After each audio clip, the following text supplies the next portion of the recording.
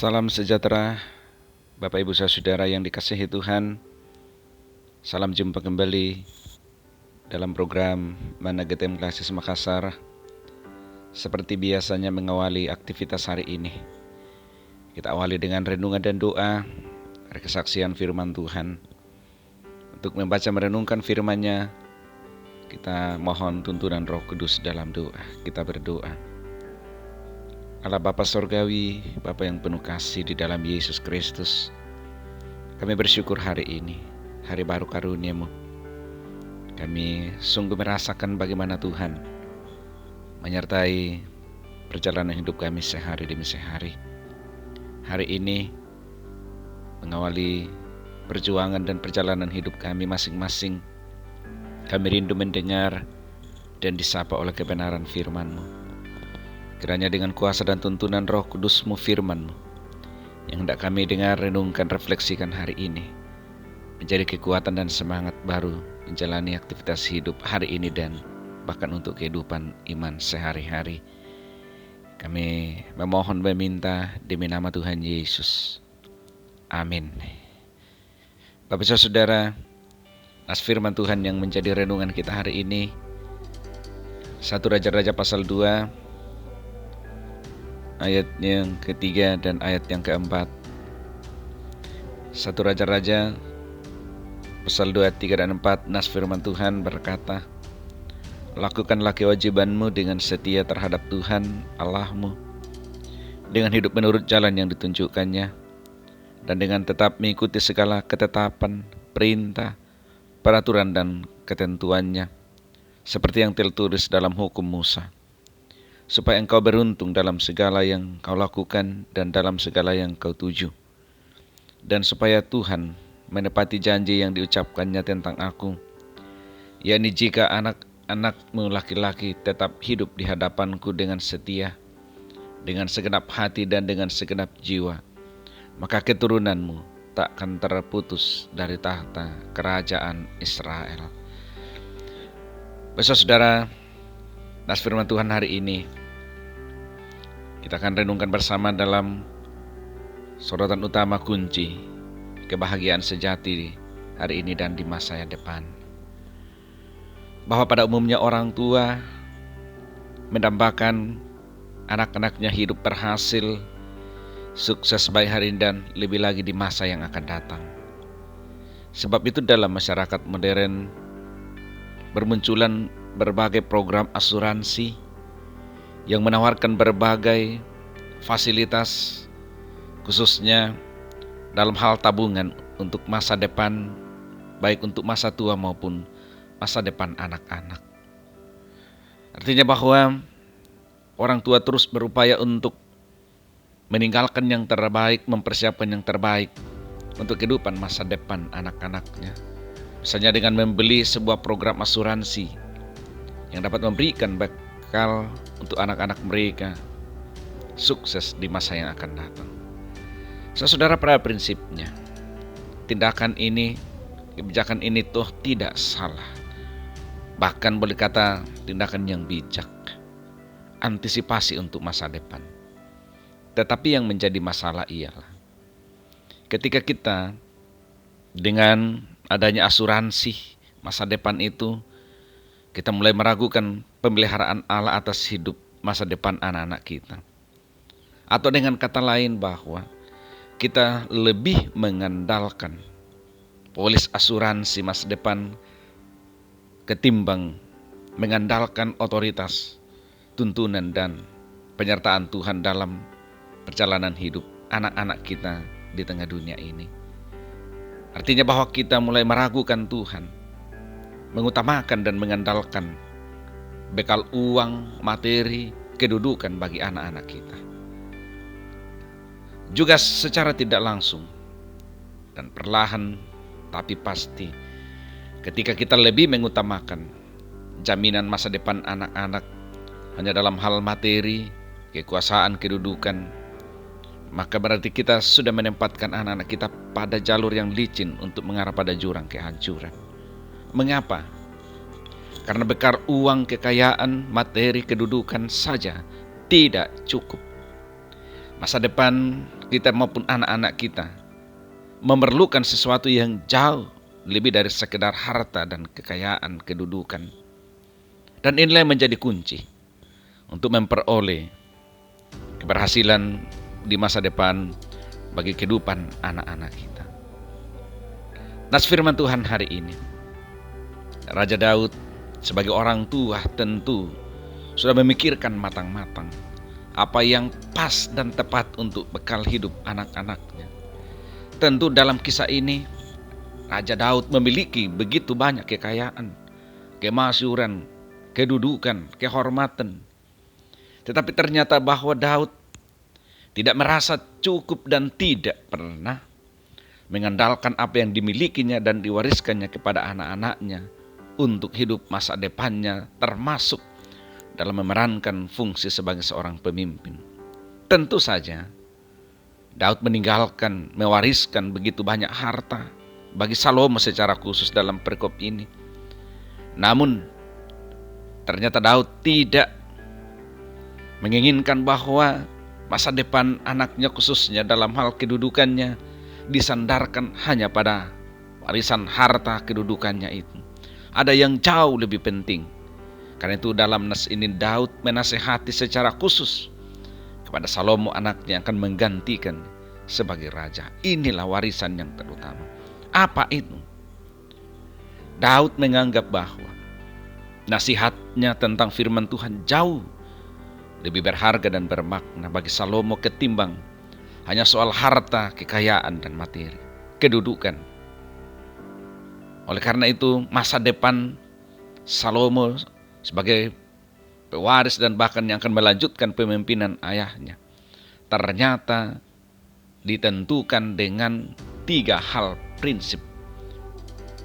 Ayat 1 sampai ayatnya yang 10 yang tidak kita baca secara keseluruhan. Bahwa Daud beranggapan kunci sukses, bahagia, serta keberhasilan dalam menjalankan tanggung jawab sebagai seorang raja, bahkan dalam menggapai kebahagiaan sejati, tergantung dengan 3 hal prinsip ini. Yang pertama Daud menginginkan bahwa Salomo harus memiliki sikap mental yang kuat dan kokoh dalam mengikuti setiap perintah dan ketetapan Tuhan. Ayatnya yang kedua. Lalu yang kedua adalah bahwa Daud meminta Salomo untuk memiliki ketaatan total kepada setiap ketetapan, peraturan, ketentuan Tuhan, atau taat pada firman, ketetapan dari Tuhan. Ayatnya yang ketiga. Lalu yang ketiga yang diharapkan Daud dari Salomo adalah Daud menginginkan Salomo menuntaskan perkara-perkara yang lalu-lalu, secara khusus perkara yang masih tersandung terkait dengan ayahnya Daud. Belajar dari pengalaman Daud bahwa ada begitu banyak perkara yang tidak diselesaikannya. Ini akan mengganggu dan bahkan merusak perjuangan hidup masa depan, kedudukan, dan bahkan kebahagiaan anaknya. Walaupun ini kita tidak bahas secara tuntas, tapi dalam ketiga hal ini kita sudah menemukan gambaran bahwa Daud jauh lebih mengedepankan berkat-berkat rohani, hidup berkenan di hadapan Tuhan, memiliki jiwa dan mental yang taat kepada Tuhan, ketimbang hanya soal materi dan kedudukan. Nah, bisa saudara, dari prinsip firman Tuhan hari ini, apa yang kita mau bahwa dalam kehidupan nyata, baik sebagai pribadi kita orang tua maupun sebagai orang-orang yang menghamba dalam tugas tanggung jawab pelayanan di tengah jemaat. Yang pertama, bahwa hidup masa depan, baik hidup kita maupun anak-anak kita, tidaklah tergantung sepenuhnya kepada harta, kekayaan, kedudukan belaka. Tetapi jauh lebih dari itu, bahwa hidup masa depan tergantung sepenuhnya pada kuasa dan otoritas Tuhan. Karena itu Bapak Ibu, para orang tua, jangan pernah meragukan kepemimpinan dan penyertaan Tuhan untuk masa depan anak-anak kita. Selama kita terus seperti Daud menasehati, membimbing, memperkatakan firman Tuhan bagi anak-anak kita sejak dari kecil, percaya dia tidak akan menyimpang dari jalan kebenaran Tuhan. Itu adalah modal untuk mengarungi hidup masa depannya. Yang kedua, Bapak Saudara, bahwa sebagai seorang yang mengabdi, menghamba kepada Tuhan baik sebagai pendeta Penatua Syamas. Keberhasilan pelayanan juga tidak hanya tergantung, sekali lagi tidak hanya tergantung dari begitu banyaknya dana yang terkumpul, tetapi lebih dari itu, setiap orang yang menghamba, baik seluruh jemaat maupun sebagai hamba-hamba Tuhan, menempatkan Tuhan, kehendak Tuhan, firman Tuhan sebagai yang paling utama di atas segalanya. Dengan demikian, program pelayanan yang tengah kita jalani akan berjalan sebagaimana yang Tuhan rancangkan. Karena itu Bapak Saudara, tak perlu khawatir dengan hidupan masa depan pelayanan gereja jemaat Tuhan, sebab ini adalah milik Tuhan. Memang tidak sedikit jemaat, dalam hal ini para pelayan-pelayan Tuhan, fungsionaris, pejabat gerejawi, merasa khawatir, bimbang dengan kekurangan dan kehabisan dana, biaya, ya lebih lagi dalam situasi yang sulit akibat COVID-19 hari ini. Tapi percaya bahwa Tuhan yang memiliki kuasa, Tuhan yang punya pelayanan. Dan itu jangan khawatir, bimbang. Selama kita memiliki 3 prinsip hidup menata masa depan dan pelayanan tadi, mental yang kuat, menempatkan firman Tuhan di atas segalanya, menyelesaikan masalah secara tuntas atau tidak menunda-nunda masalah, percaya semuanya akan indah, berhasil sebagaimana janji firman Tuhan. Karena itu yang terpenting bagi kita, saudara, secara pribadi maupun keluarga dan jemaat, menghadapi masa-masa yang sulit hari ini, mari miliki sikap dan mental yang kuat, kokoh, sehingga kita tidak akan mudah goyah di tengah-tengah tantangan dan pergumulan. Berpegang teguh pada ketetapan firman Tuhan, berupaya untuk menyelesaikan setiap masalah yang ada. Hidup sukses masa depan, kebahagiaan sejati akan dinyatakan oleh Tuhan. Terpuji Yesus Kristus selama-lamanya. Haleluya. Amin. Mari kita berdoa. Terpuji Engkau ya Tuhan Yesus, segala sukacita dan kebaikan yang kami alami hari ini. Melalui refleksi firman-Mu, kami dituntun dan diarahkan terus menggantungkan harapan, impian, kerinduan, baik hidup pribadi kami, keluarga, anak-anak kami, lebih lagi pun dalam pelayanan jemaat, pada ketentuan dan ketetapan Tuhan, pada kuasa dan otoritas firman Tuhan, sehingga apa yang Tuhan nyatakan terwujud dalam setiap langkah juang kami, pelayanan kami di tengah dunia ini. Tuhan, kami jujur menghadapi berbagai tantangan pergumulan hari ini. Karena itu kami mohon kiranya dan kuasa dan jamahan-Mu memampukan kami semua untuk memiliki sikap jiwa laki-laki yang tegar, yang kokoh, sikap mental yang kuat, sehingga tidak mudah goyah, tidak mudah terombang-ambing dengan situasi yang terjadi hari ini. Fokus pada kekuatan dan kuasa Tuhan melalui kesaksian firman-Mu. Berkati seluruh jemaat-Mu hari ini, mengawali perjuangan dan perjalanan hidup mereka masing-masing. Mari Tuhan, bukakan jalan, berkati usaha, berkati pekerjaan, berkati hidup mereka pribadi, dalam keluarga, maupun dalam hidup di tengah persekutuan jemaat-jemaat Tuhan lingkup Lasis Makassar. Berkati hamba-hamba-Mu, Bapak Ibu Pendeta Penatua Syamas, Badan Pekerja Majelis Jemaat-Jemaat, Badan Pekerja Majelis Klasis, berkati semuanya. Berkati bangsa negara kami, berkati kota Makassar di mana kami ada.